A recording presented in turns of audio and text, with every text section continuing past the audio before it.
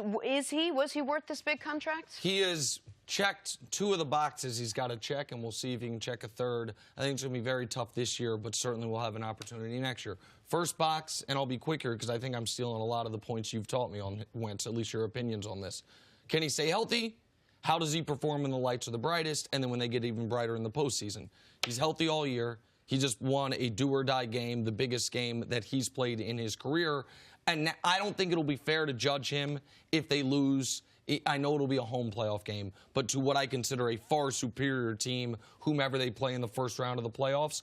But how he does building off what I consider, not statistically, but maybe as far as the intangible qualities, the best season he's had as a pro, he, to me, is on his way to proving he deserves the contract.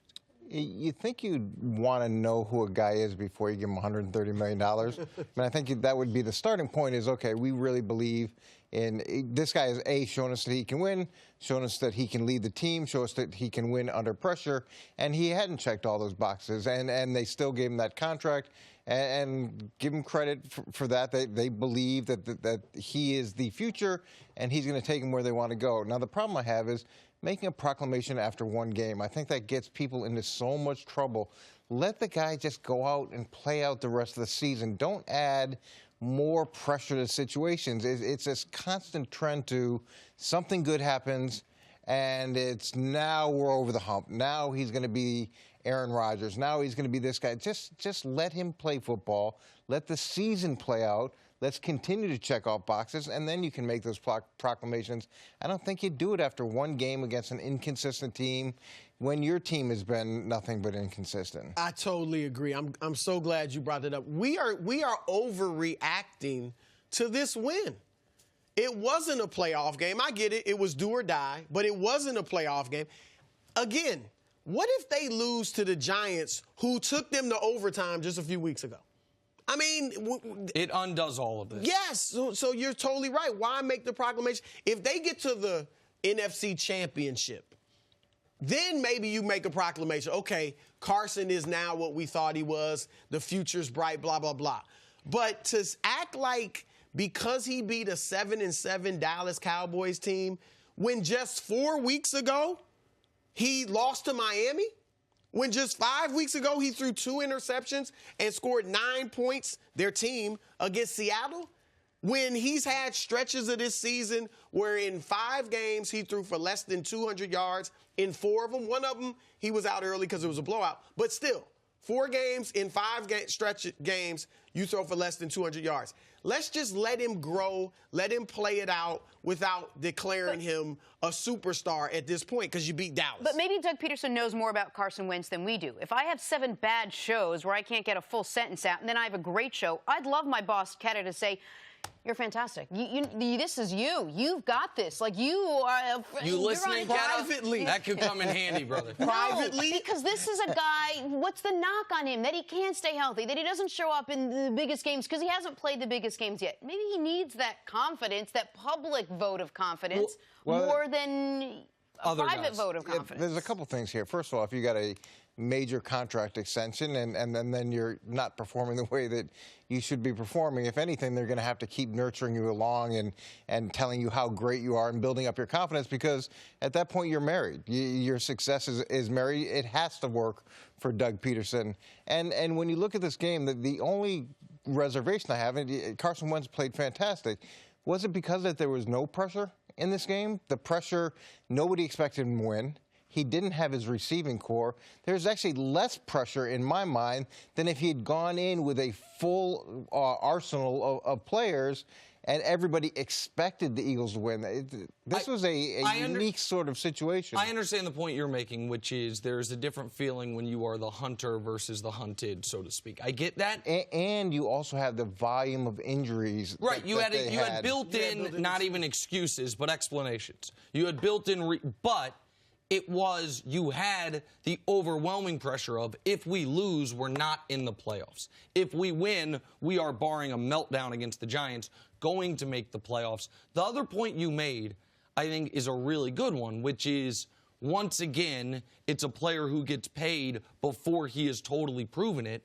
But that is, and we talk about this with Dak, with the contract he's about to get, That is, for some reason, how your colleagues in the NFL do it with quarterbacks. All these quarterbacks get paid early. All of them. But, Nick, you're the king of paying guys early. You're the king of the guy has one good game, go make him the highest paid player in the world. That is not true. You're basing this all on the fact that I said Odell, after 3 record-setting years, deserved to Hall get paid. of Fame jacket.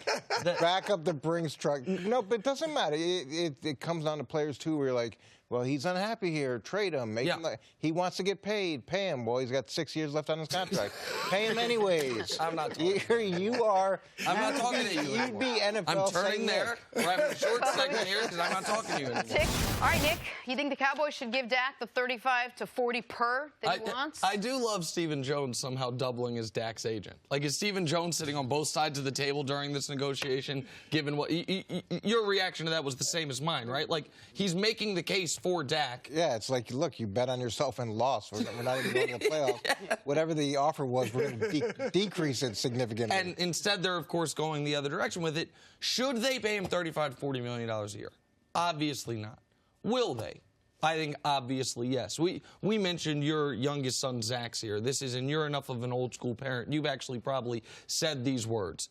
If all your friends jumped off a bridge, would you? Right? Like, that's the old axiom. Yeah. The argument for the Cowboys paying him is, well, the Rams jumped off a bridge. The Eagles may have jumped off a bridge. We saw the Lions jump off a bridge years ago. The Vikings may have jumped off a bridge a couple years ago. The Falcons. So why don't you do it as well?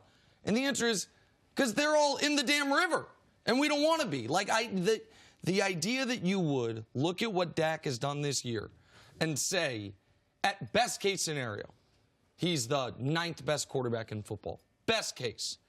So let's make him the highest paid quarterback in football. It's the only position this happens at. Every other position, you got to sing for your supper in this league. We joke about the Odell thing. Odell was unquestionably top of the league production for the first 3 seasons. So when I was arguing he should get his money. And even then it's like, well, he's under contract and you do the franchise tag. Zeke, unquestioned production, first 3 seasons in the league. He's got to hold out to get his money. Dak, pretty good production the first 3 seasons. Yeah, $145 million over 4 years. It's baffling to me, but it seems to be how NFL teams do business these days when it comes to this position. Well, in fairness, both the contracts you talked about, they were in the 3rd season, and those contracts are 4-year contracts with a 5th-year option. So they wanted their money. They wanted to be the highest paid player at their position 2 years early. So we need to just put a little bit of an asterisk on that. And look, with the quarterback situation, if you believe in the guy that you have, and Dallas believes in Dak Prescott, and that's one of the issues with when ownership is also the person who's picking the players. The people who pick the players are going to believe in the players and the potential the player has to continue to be great. And when problems come up, it's not necessarily their fault. It's the fault of the coaches. So if that's your viewpoint, then of course you're going to be bullish on Dak. Dak has produced at a really high level, objectively, statistically, for a long time, and especially versus the other players in that market. So unless you want to go get a different player at that position, then you're going to have to pay him what the market is. It's just the way it is. Or you got to move on. If they're comfortable franchising him, they can do that. Or you got to be willing to move on and try to go get someone that hopefully will give you the level of production and consistency that Dak has given. Someone else will pay Dak. And that's hard to do. Someone else will 100% pay Dak.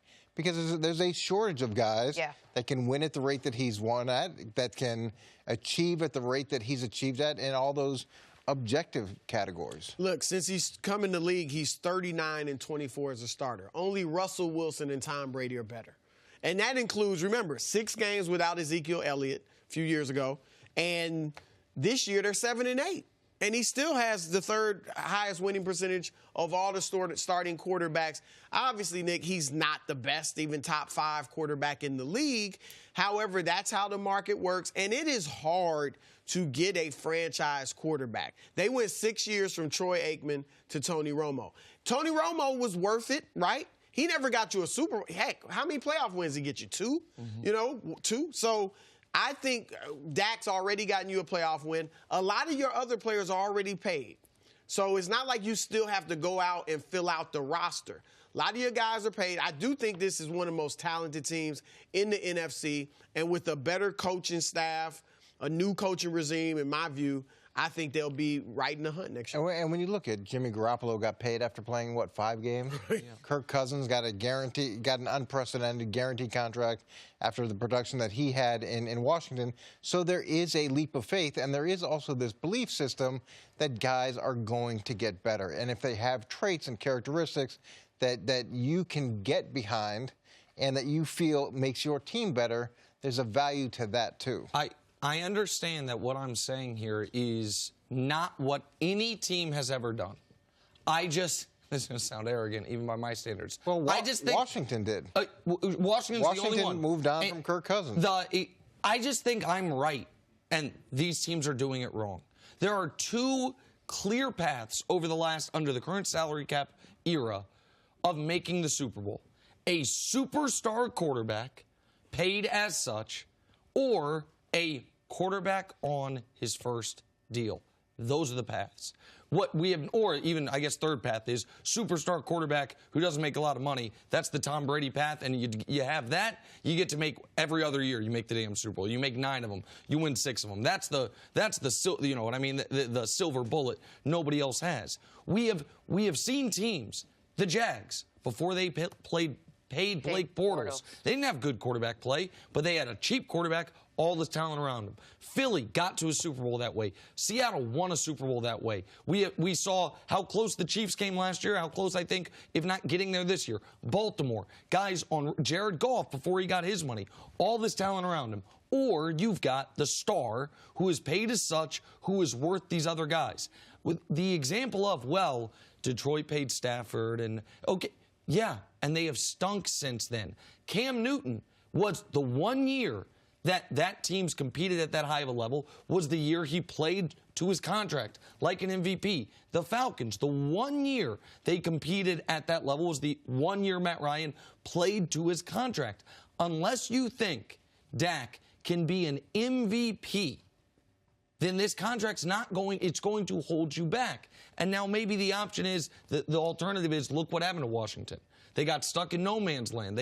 But Alex Smith got his leg shattered. You can't really that was an outlier event. What's your alternative? What I would do is I would put the non-exclusive franchise tag on him. And if someone wants to give me 2 first-round picks for the ability to give Dak Prescott $40 million, I will trust my evaluators to find a player in the draft. I will save that money, and I will get me an awesome and even better team aside from the quarterback position moving forward. I would rather do that than pay the 12th best quarterback in the league the most money of any quarterback in the league. One of the hardest positions to choose is obviously quarterback. So you're trusting that you're going to go find somebody better, and that's a big leap of faith. Thanks for watching. Subscribe here to get the latest from the show. Also, be sure to check out more of the best clips from First Things First, or go watch a few segments from our other shows on FS1.